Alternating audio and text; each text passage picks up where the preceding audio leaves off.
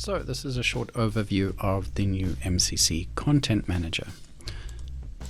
Part of what we'll go through here is also the MCC Content Manager Wizard, where we will need to be able to understand the choice of 3 different MCC flavors: MCC Melody, MCC Classic, and MPLAB Harmony. We'll also show you how to reopen the Content Manager. Let's get into it. As we open MPLAB X, it is not possible to open MCC. So we first have to create a new project. I'll use the Q41.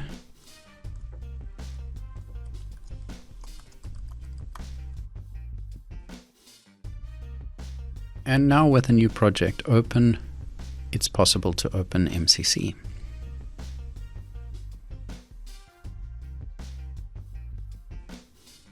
So the Content Manager Wizard opens and presents us with a choice.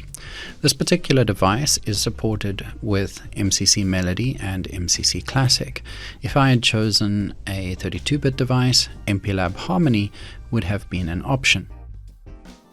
So MCC Melody supports the MCC Builder, content versioning at the driver level, an iteration of MCC generated code, and works both on and offline.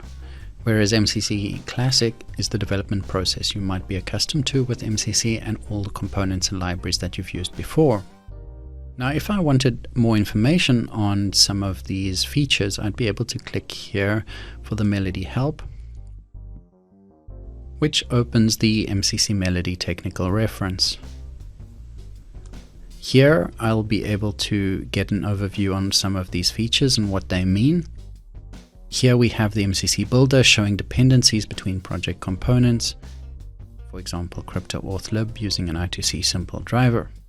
Also we see that we have the firmware portability described as we see a component interface for an example peripheral driver.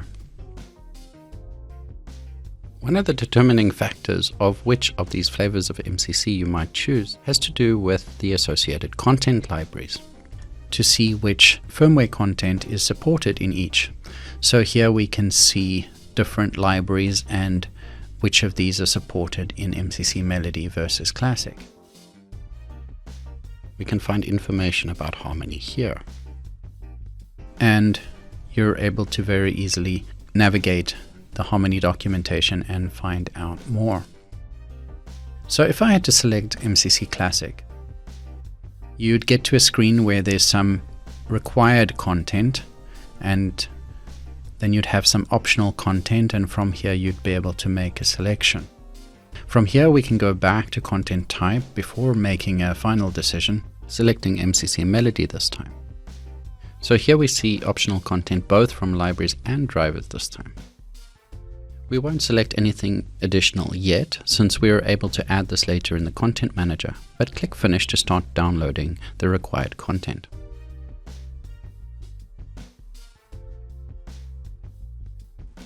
When the MCC Melody project is created, you'll see the MCC Builder open on the main screen. In Device Resources, under Libraries, we just have Data Visualizer. Can see under individual drivers as well, but say we're looking for a different library. There's a couple of ways that we can open the Content Manager. We can either open it directly from the Content Manager here, or under Core Versions, we can see that libraries may be updated in the Content Manager, and clicking on this will open the Content Manager. So we were interested in some more libraries. Here we could look for TCP/IP Lite. Here we see the different versions. From these drop-down list here, we're actually able to see release notes. So this is the release notes of the TCP/IP library.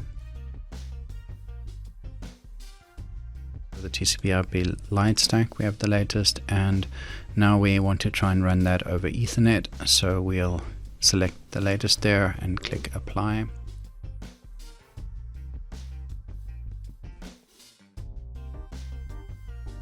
And now you can see that both the TCP/IP light stack and the Ethernet drivers have been added to device resources, from where we are able to add them to our project. So here you can see that the TCP/IP light stack has an Ethernet driver as a dependency. Okay, so that's an overview of how the Content Manager works. If we wanted a little bit more help on the Content Manager, this question mark here will directly open the Content Manager Help. Linked in the video description, besides a link to the Content Manager Help, you'll find technical references for MCC Melody and Classic, as well as a video about using the MCC Builder.